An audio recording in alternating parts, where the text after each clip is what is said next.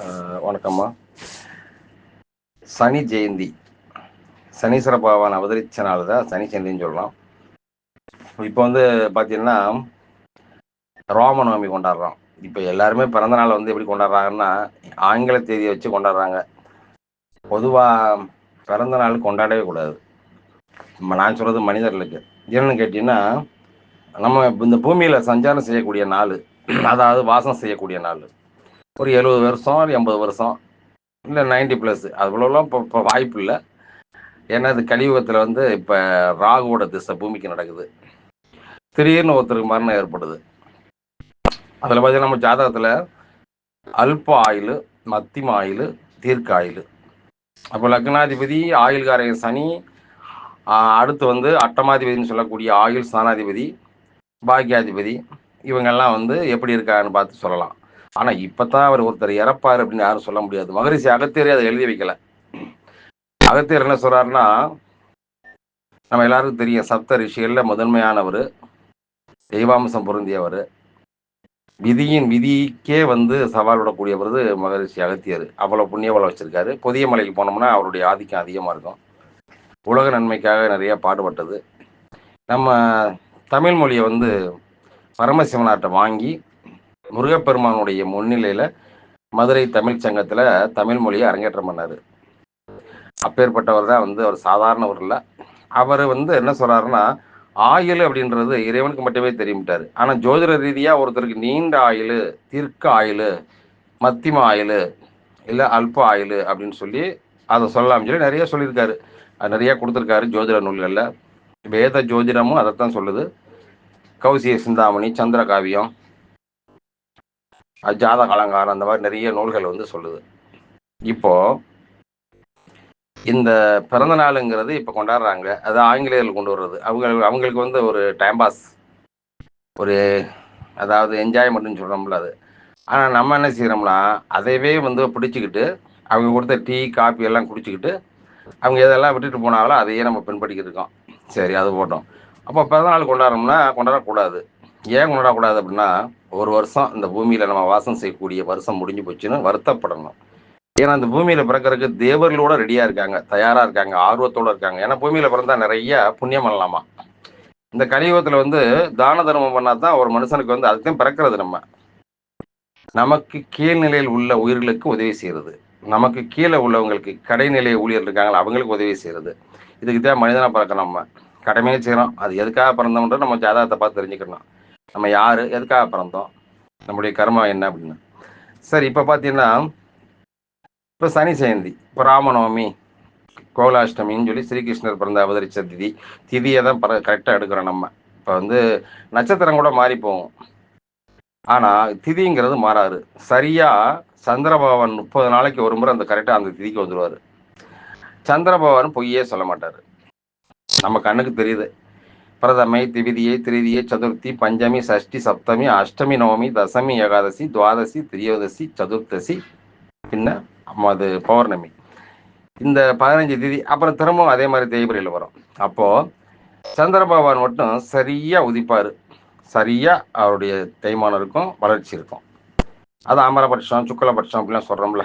அப்படி இருக்கும்போது அப்போது அந்த திதியை வச்சு தான் இறைவனுடைய அவதரித்த நாளே நம்ம கண்டுபிடிக்கிறோம். அதில் பார்த்தீங்கன்னா வைகாசி மாதம் அமாவாசை அன்னைக்கு எப்போ தொடங்குதுன்னா 26/5 திங்கட்கிழமை காலை 11:31 தொடங்குது. 26/5/2025 காலை 11:31 தொடங்குது. 27/5/2025 செவ்வாய்க்கிழமை காலை 9:09 முடியுது திதி.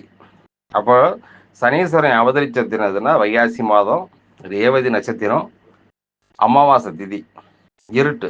இப்போ பார்த்தீங்கன்னா இரவுல பிறந்த குழந்தை எல்லாருக்குமே பித்திருக்காரன் யாரு? சனி தான். அதாவது பகலில் பிறந்த குழந்தைகளுக்கு சூரியன் தான். இரவில் பிறந்தவர்களுக்கு சனியே பித்திருக்காரகன், பகலில் பிறந்தவர்களுக்கு சூரியன் தான் பித்திருக்காரங்க. அப்போ சனீஸ்வர பகவானுடைய இந்த அவதரித்த தினமான வைகாசி மாதம் வரக்கூடிய அமாவாசை தான் அவருக்கு. ஆனால் அவருடைய நட்சத்திரம் ரேவதி, மீன ராசி. இங்கே நட்சத்திரம் வருது இல்லை. நம்ம திதியை எடுத்துக்கிடுவோம்.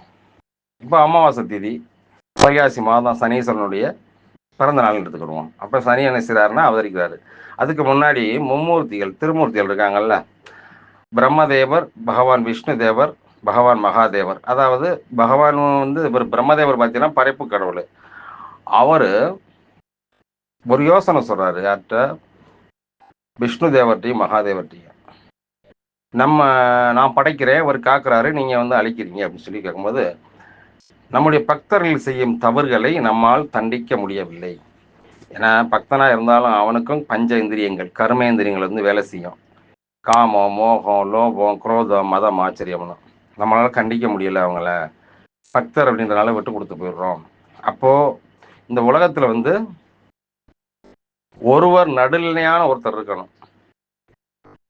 அதாவது பாகுபாடு பார்க்காம நியாயாதிபதியா நீதிபதியா இருக்குன்னு சொல்லிதான் சனீஸ்வர பகவானை வந்து படைக்கிறாங்க. மும்மூர்த்தியுடைய அம்சமா சனீஸ்வர பகவான் வந்து படைக்கிறாங்க. சூரிய தேவர் மூலமாகவும் சாயாதேவி தாயாருடைய மூலமாகவும் சனீஸ்வரன் அவதரிக்கிறாரு. அவர் அவதரிக்கும் போது பார்த்தீங்கன்னா நடு இருட்டு, அமாவாசை. அவரே வந்து சூரிய தேவர் வந்து விளக்கி வச்சுறாரு. நானே ஒரு பிரகாசமானவன், ஆனா இவன் இவ்வளவு இருட்ட கருப்பா இருக்கானே, இவன் என்னுடைய பிள்ளையா இருக்க வாய்ப்பு இல்லைன்னு. அதுல இருந்தா சனீஸ்வரனுக்கும் சூரிய தேவருக்கும் ஒரு பிரச்சனை உருவாகுது. இப்ப பாருங்க, சனீஸ்வரனும் சூரியனும் ஒரே வீட்டுல ராசி கடத்துல இருந்து அப்பா அம்மா எனக்கு பிடிச்சிக்கிறாரு, ஆனா தொழில பெரிய ஆள் ஆயிடுவான். இதுதான் ஒரு விஷயம். அப்படி இருக்கும்போது சனீஸ்வர பகவானுடைய கதைகள் நிறைய இருக்கு. இப்ப சனி சிங்கனாப்பூர் மகாராஷ்டிரால சுயம்பு, திருநள்ளாற்று ஈஸ்வரன் மகாராஜா, திருக்கொள்ளிக்காடு பொங்கு சனீஸ்வரர், அப்புறம் சுயம்புவா இருக்கார்ல குச்சானூர்ல குச்சனூர் சனீஸ்வரன். இப்படி நிறைய இடங்கள்ல இருக்கு. பெருச்சி கோயில் சனீஸ்வரன் கூட ஞான சனீஸ்வரர், வன்னிமரத்து சனீஸ்வரர். வன்னிமரம் வந்து அவருடைய விருட்சம் ரொம்ப பிடிக்கும் அவருக்கு. எப்படி சிவபெருமானுக்கு வில்வையில ரொம்ப பிடிக்குமோ, வில்வமரம் பிடிக்குமோ, அதே போல ரொம்ப இஷ்டமோ, பெருமாளுக்கு துளசி பிடிக்குமோ, அதை போலத்தான் வந்து இந்த சனீஸ்வர பகவானுக்கு வன்னிமரம் ரொம்ப பிடிக்கும். பாண்டவர்களோட அஞ்ஞாதவாசம் போகும்போது சுடுகாட்டில் உள்ள வன்னி மரத்துல மேலதான் அவனுடைய ஆயுதங்களை, அந்த பீமன் வந்து பீமதேவர் வந்து கதாயுதத்தையும், அர்ஜுனை வந்து காண்டிபத்தையும், நகுல சகோதரர் வந்து வில்லு சாரங்கத்தையும் வாளையும், அப்புறம் வந்து தர்மர் வந்து தன்னுடைய ஈட்டி இதெல்லாம் வந்து மறைச்சு வச்சுட்டு போவாங்க. அது பெரிய கதை, மகாபாரத கதை. அப்படி இருக்கும்போது சனீஸ்வர பகவான் அவதரிச்ச தினமான இந்த நியாயத்தையும் நீதியையும் நேர்மையும் உலகத்துல யார் கரெக்டா செய்வாங்கன்னா அவர் ஒருத்தர் தான். தெய்வங்கள் கூட பக்தர்களுக்காக இறங்கி வருவாங்க. ஆனா சனீஸ்வரன் அப்படி கிடையாது. அதனாலதான் துலாராசி, துலாம் சொல்றோம்ல திராசு, அதுல உச்சம் பெறக்கூடிய தகுதியை அவரே பெற்றுட்டாரு. வேற யாருக்குமே கிடையாது. சூரியன் கூட மேசத்துல உச்சம் பெறுவாரு, சுக்கிரன் வந்து மீனத்துல உச்சம் பெறுவாரு, செவ்வாய் மகரத்துல உச்சம் பெறுவாரு, சந்திரன் ரிஷபத்துல உச்சம் பெறுவாரு, கடகத்துல குரு உச்சம் பெறுவாரு, கன்னியில புதன் உச்சம் பெறுவாரு. ஆனா சனீஸ்வரன் மட்டும்தான் துளாராசியில உச்சம் பெறாரு. அவருடைய நட்சத்திரம் பார்த்தீங்கன்னா புனர்பூசம், உத்திரட்டாதி. முக்கியமான நட்சத்திரம் வந்து அவருக்கு புனர்பூசம், உத்திரட்டாதி, அனுசம். இந்த 3 நட்சத்திரம் ஒன்றுக்கு ஒன்று திரிகோணமா இருக்கும். புனர்பூசம் பார்த்தீங்கன்னா கடகராசியில வரும். இந்த உத்திரட்டாதி பார்த்தீங்கன்னா மீனத்துல வரும், உடையாத நட்சத்திரம். அனுசம் வந்து விருட்சத்துல. இந்த 3 நட்சத்திரமே உடையாத நட்சத்திரம், அவருடைய சொந்த நட்சத்திரம். அப்போ அந்த நட்சத்திரம் பிறக்கிறவங்களுக்கு சனி திசையிலே பிறந்துடுறாங்க. அப்பேற்பட்ட சனீஸ்வர பகவான் வந்து காலபுருஷனுக்கு தொழில் லாபம் ரெண்டையுமே வச்சிருக்காரு. மகரமும் கும்பமும் தான் வந்து அவருக்கு தொழில் லாபம். அதனால தொழில்காரகன், ஜீவனகாரகன் அப்படின்னு சொல்லி அவருக்கு ஒரு பேர் இருக்கு. ஒருத்தர் தொழில் பண்ணணும் அப்படின்னு சொன்னா சனீஸ்வரனுடைய ஆதரவு வேணும்.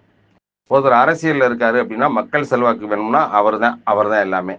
ராஜா வேணா சூரியனா இருக்கலாம், ராஜ பதவி. ஆனா சனீஸ்வர பகவான் தான் மக்கள் செல்வாக்கு தர்றது.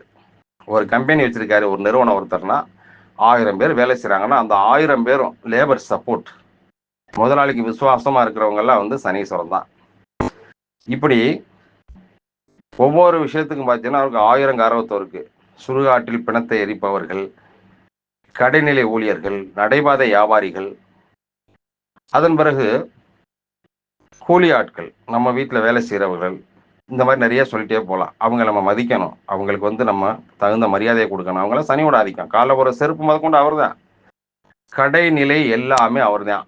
அதே போல ராஜாவும் அவர் தான். இது ரெண்டுமே வச்சிருக்காரு அவர். மற்ற கிரகங்களுக்கு அப்படி கிடையாது. இவர் நான் வந்து கீழேயும் இருப்பேன் மேலேயும் இருப்பேன் அப்படின்றார். அதாவது உச்சத்திலேயும் இருப்பேன் கடைநிலையிலும் இருப்பேன்றார். அப்பேற்பட்டவர் தான் இவர். இவர் வணங்குறது வந்து ஸ்தோத்திர பிரியர். இவரை சொல்லி ஒரு ஸ்தோத்திரம் சொல்றது ரொம்ப ரொம்ப பிடிக்கும். இன்னமும் தர்மத்தை கடைப்பிடிக்கும் போது சனி பயிற்சி, குரு பயிற்சி, ராகு பயிற்சி, கேது பயிற்சி இதெல்லாம் அதாவது ஒரு பக்கம் கிடக்கட்டும் அப்படின்னு விட்டுறலாம். எவர் ஒருவர் தர்மத்தை கடைப்பிடிக்கிறாரோ அவர் சனி பயிற்சியை பற்றியும் கவலைப்பட வேண்டாம், குரு பயிற்சியை பற்றியும் கவலைப்பட வேண்டாம். எல்லாரும் கேட்குறாங்க குரு பயிற்சி எப்படி இருக்கும், எங்களுக்கு சனி பயிற்சி எப்படி இருக்கும்னு சொல்லி.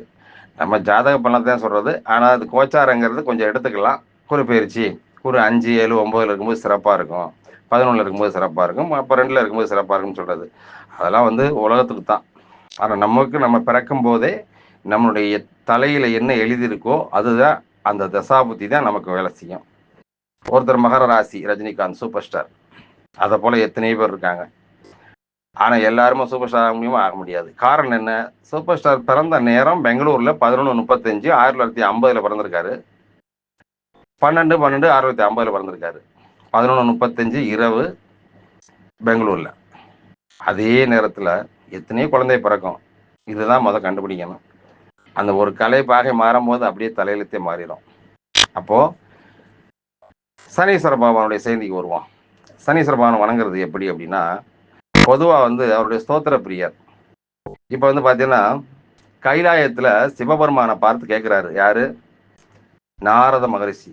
அவர் நம்மளாம் கலாக்காரனே தெரியும். ஆனா அவர் அப்பேற்பட்டவர் இல்லை. அவர் மிகப்பெரிய ஒரு தேவரிஷி. அவர் வந்து அவரை இவர் நாரத மகரிஷி ஏதாவது செய்யறாருன்னா அதுல மிகப்பெரிய ஒரு நன்மை இருக்கும்.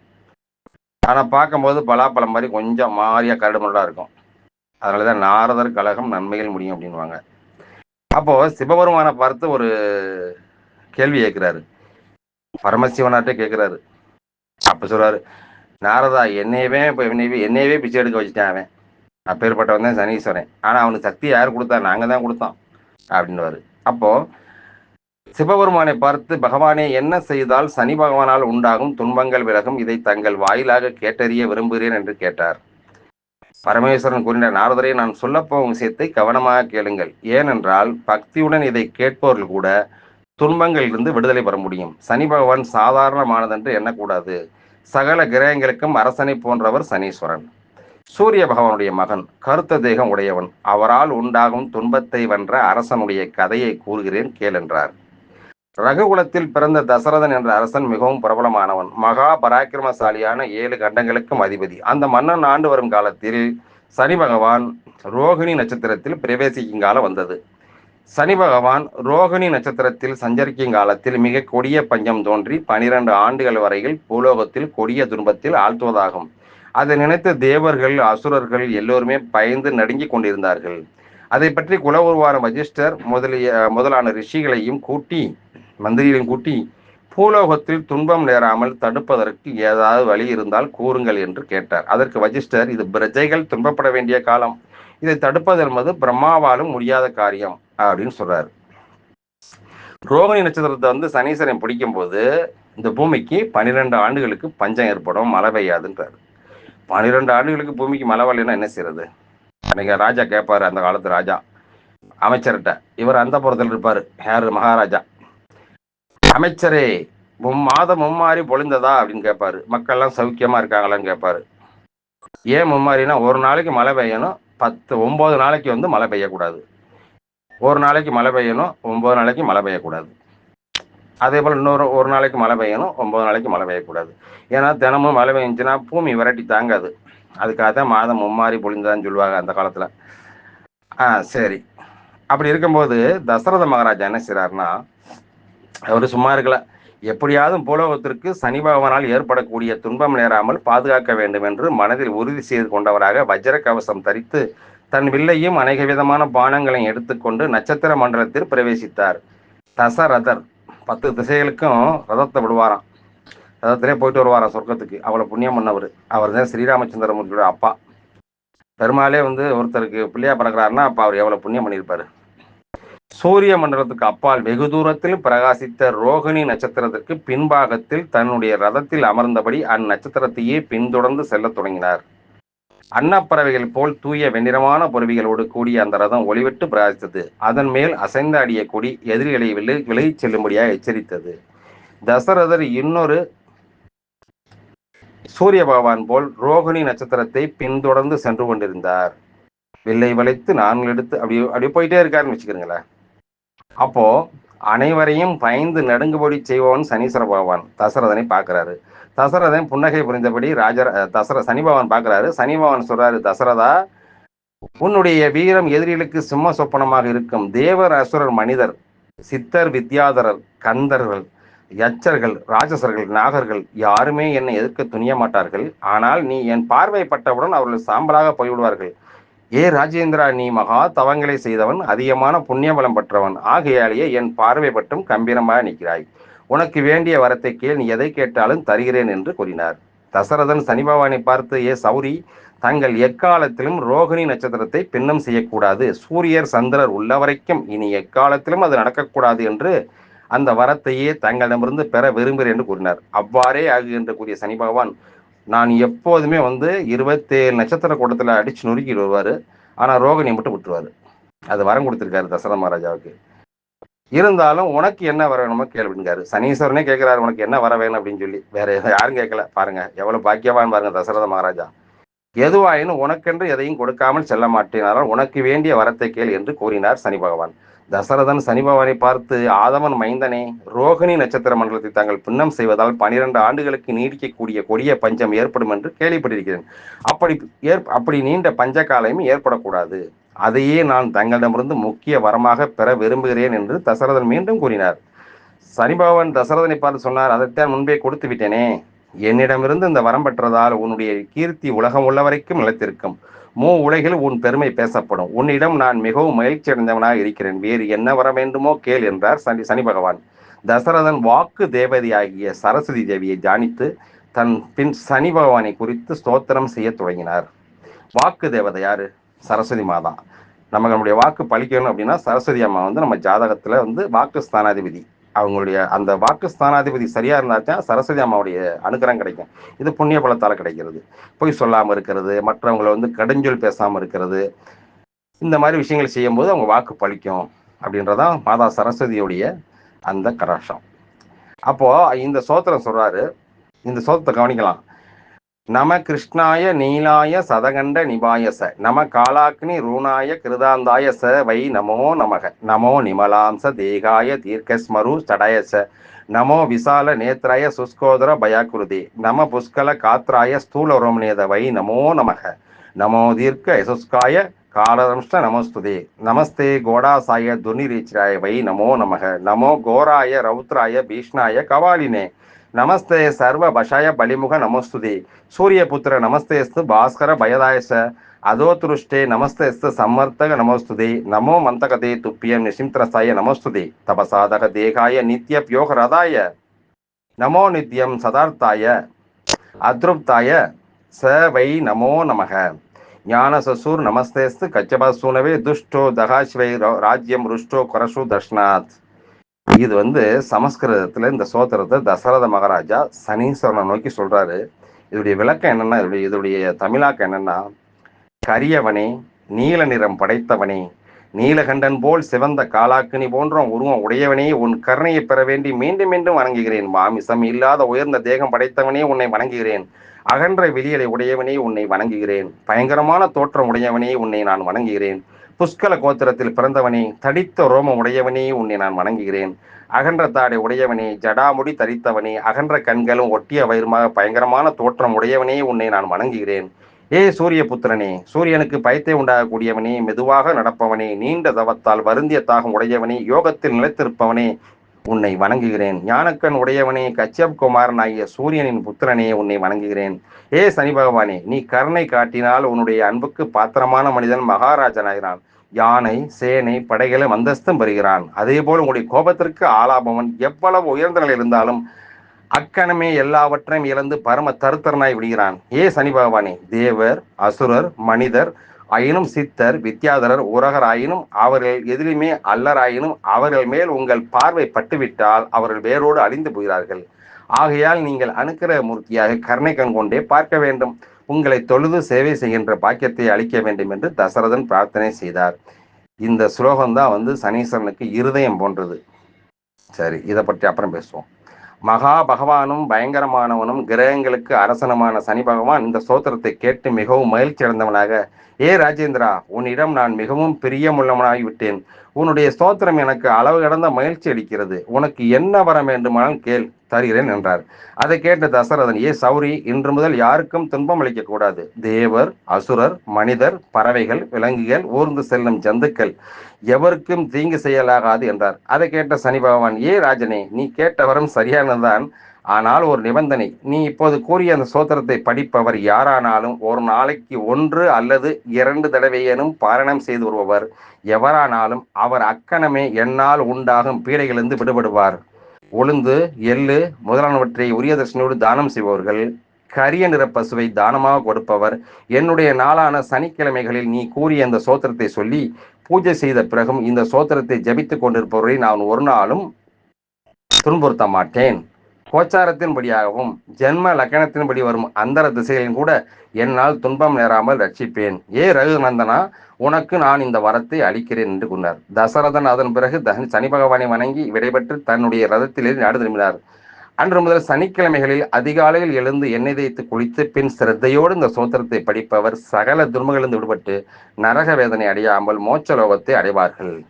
இந்த சோத்திரமும் நீண்ட ஆயுளும் நல்ல புத்தியும் அளிப்பதோடு சகல கிரக தோஷங்களிலிருந்து விடுதலை அளிக்கக்கூடியது. இதை போன்ற புனிதமான சோத்திரம் பூலோகத்தில் வேறு எதுவுமே கிடையாது. ஏ சனி பகவானை போற்றி போற்றி, திருநள்ளாரா போற்றி போற்றி.